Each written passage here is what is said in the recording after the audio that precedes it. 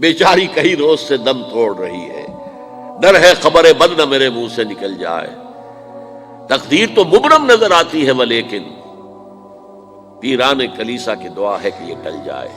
تو پہلی بات میری ختم ہوئی، عالمی نظام خلافت دنیا کی تقدیر مبرم ہے، ہو کر رہے گی، اس میں کسی صاحب ایمان کو کوئی شک، کوئی شبہ، کوئی ریب نہیں ہونا چاہیے۔ البتہ اس کا اب دوسرا پہلو کیا ہے، اس کا آغاز کہاں سے ہوگا؟ پہلی بات تو یہ، ہمارے بعض لوگوں کے ذہنوں میں، سادہ دل لوگ وہ سمجھتے ہیں کہ پوری دنیا میں ایک ہی دفعہ آ جانی چاہیے، یہ کوئی علاقائی خلافت تو نہیں ہو سکتی، خلافت تو عالمی ہوتی ہے۔ ان سے میں کہتا ہوں عالمی خلافت کب تھی جناب؟ یہ تو نہ خلافت راشدہ میں عالمی تھی، کیا ہندوستان شامل تھا اس میں؟ کیا چین شامل تھا؟ کیا یورپ شامل تھا؟ اور پھر جو خلافت کے نام سے جو ملوکیت چلی ہے وہ بھی صرف آپ دور بنو امیہ میں کہہ سکتے ہیں کہ وہ پورا عالم اسلام کم سے کم اس کے تحت تھا۔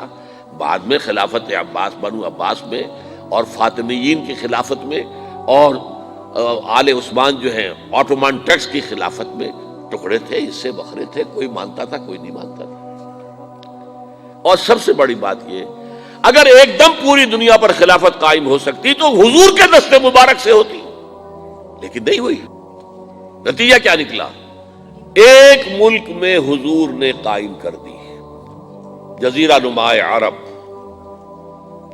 یہاں خلافت قائم ہو گئی، حضور خلیفہ ہے۔ اس کے بعد آپ کے خلفائے راشدین نے پھر اس کو وسعت دی، شرقاً غرباً شمالاً، 3 کالمز نکلے ہیں فوجوں کے، صحابہ کرام کے، 3 کالمز، ایک ایسٹ ورڈ، ایک ویسٹ ورڈ، ایک نارتھ ورڈ۔ ایک عراق کو فتح کرتے ہوئے ایران میں پہنچ گیا، خراسان تک چلا گیا، ایک شام کو فتح کرتے ہوئے اور پھر سینائی پیننسولا سے ہو کر افریقہ میں داخل ہوا اور اٹلانٹک تک پہنچ گیا، تیسرا سیدھا شمال میں گیا، لیکن یہ زیادہ دور نہیں جا سکتا تھا، کوکیشین ماؤنٹینز آ گئے، کوہ قاف، اس زمانے میں تو یہ یوں سمجھیے کہ امپیسیبل تھا نا کوہ قاف، لہذا وہاں آ کر رک گیا بابا۔ اب بھی یہ ہوگا، کسی ایک جگہ سے شروع ہوگا پھر پھیلے گا، اس کے سوا کوئی چارہ کار ہے ہی نہیں۔ اگر ہر جگہ پوری دنیا میں ایک ہی وقت میں ہو سکتا تو حضور کے دست مبارک سے ہوتا صلی اللہ علیہ وسلم۔ اب وہ نقطہ کون سا ہوگا، نقطہ آغاز کون سا ہوگا؟ اس میں پہلی بات تو میں نے کہا، جو شک کرے گا اس کا پھر ایمان مشکوک ہے، ہوگا، لازماً ہوگا، گلوبل ہوگا، پوری دنیا میں ہوگا۔ کہاں سے شروع ہوگا اس میں آپ اختلاف کر سکتے ہیں، لیکن مجھے تو 2 حدیثیں تو ملی ہیں جن سے یہ اندازہ ہوتا ہے کہ یہ اس مشرقی خطے سے ہوگا، عرب کے مشرق کی جانب کسی ملک سے ہوگا، کسی خطے سے ہوگا۔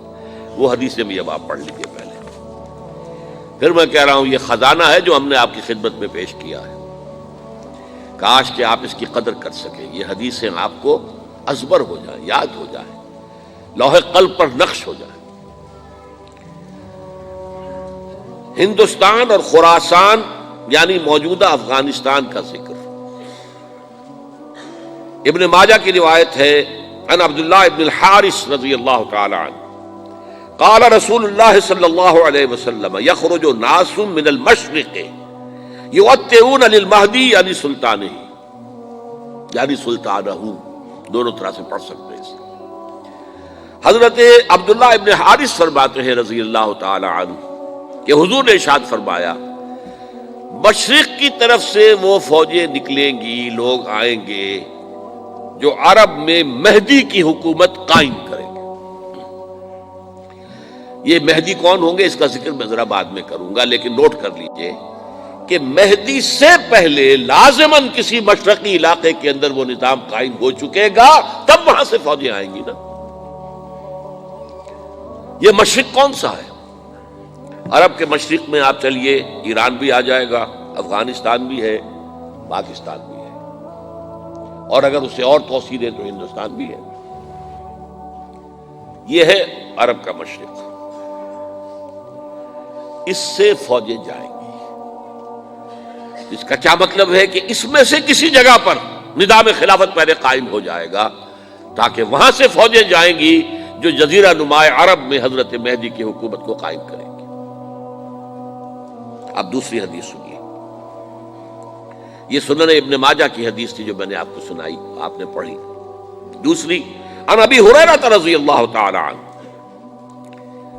یہ ترمذی شریف کی روایت ہے، قال قال رسول اللہ صلی اللہ علیہ وسلم یخرج من خراسان رایات سود لا يردها شیء حتی تنصب بإیلیا، خراسان کے علاقے سے سیاہ جھنڈے لے کر فوجیں آئیں گی، ان کا رخ کوئی موڑ نہیں سکے گا، ان کو پیچھے پھیر نہیں سکیں گے کوئی بھی، یہاں تک کہ وہ یروشلم میں جا کر جھنڈے نصب کر دیں گے۔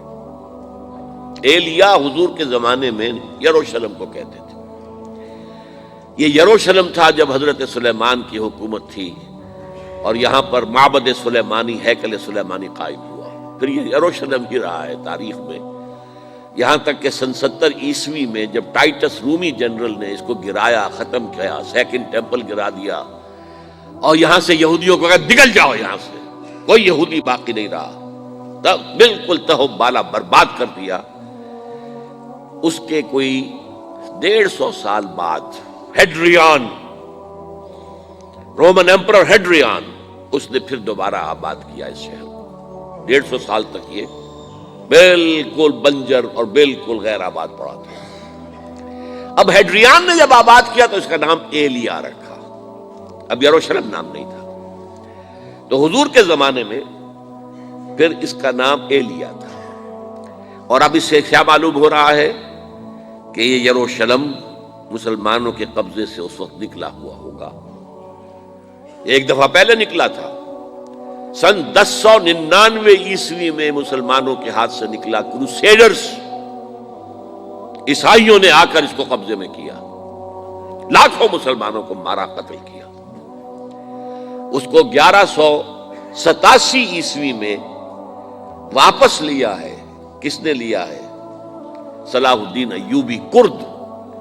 عرب کھوکھلے ہو چکے تھے، عربوں نے کھویا، واپس نہیں لے سکے، بہت حکومت کر چکے تھے، 400-500 برس کی حکومت کر کے، اور ان کے عیش اور ان کے آرام، اب ان میں جان نہیں تھی کہ وہ واپس لے سکے۔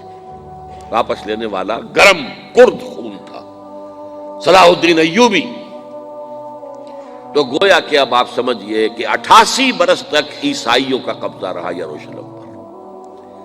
اب 1967 میں یہودیوں نے قبضہ کیا ہے، اور اب 38 برس تو ہو گئے، 88 نہیں تو 38 برس تو ہو گئے ہیں، لیکن وہ دور آئے گا کہ اب پھر لیں گے، لینے والے عرب بھی نہیں ہوں گے، خراسان کے علاقے سے فوجیں آئیں گی۔ یہ خراسان کیا تھا؟ ایلیا تو میں نے آپ کو بتا دیا، یروشلم کا نام ہے۔